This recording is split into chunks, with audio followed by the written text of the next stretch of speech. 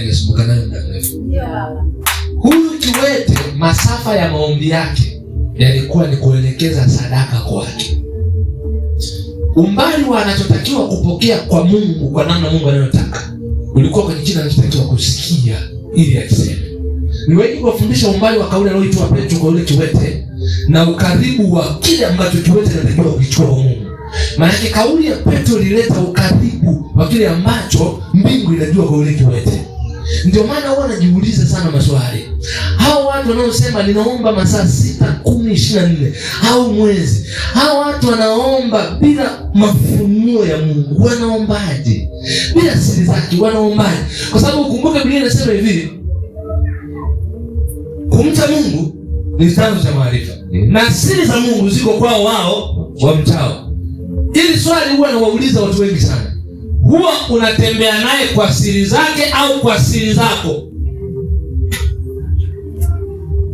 Ni wangapi wanatembea na Mungu kwa siri zao? Ni wangapi wanatembea naye kwa siri zake? Na ukumbuke siri zako zimekushinda, that's why umechagua kwa nani. Kwa hiyo nitakachofanya uwe mwepesi kwenye mifumo yako ni siri zake, sio siri zako. Amen. Na kutembea na siri zake ni ngumu, kwa sababu wakati fulani siri zake zinaweza kukataana na mazingira. Amina. Wewe nikupe jambo jepesi. Kuna muda siri zake ndio anakuambia hapa mtoto atazaliwa, alafu mwanaume hayupo. Siri zake zinakwambia hapa mjini utakuwa na biashara, lakini mfukoni mtaji hakuna. Siri zake zinakwambia wewe biashara yako ni A, E, B, achana nayo. Lakini ukiangalia mifumo ya kubadilisha haiwezekani. Yaani siri zake zitakwambia kitu ambacho mazingira yanakataa. Na nature ya roho hii hapa. Anachosema Mungu ndio kinaheshimiwa kwenye nchi. Iliumbwa mbingu kwanza, nchi baadaye. Kwa hiyo kikikamilika cha mbingu, nchi haizuiaji. Ndio maana kwa kuwa Yesu iliandikwa ape na kufufuka kwa mbingu, kwenye nchi kubaki kuwa marehemu.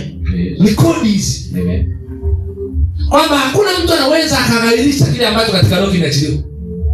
Kwa hiyo issue ambayo mnayo Yerusalemu na baadhi ya watu ambao mnanisikiliza ni kwamba kiwango cha uelewa wako katika Mungu, kwa namna Mungu alivyo, kitachagua nafasi yako mlipo.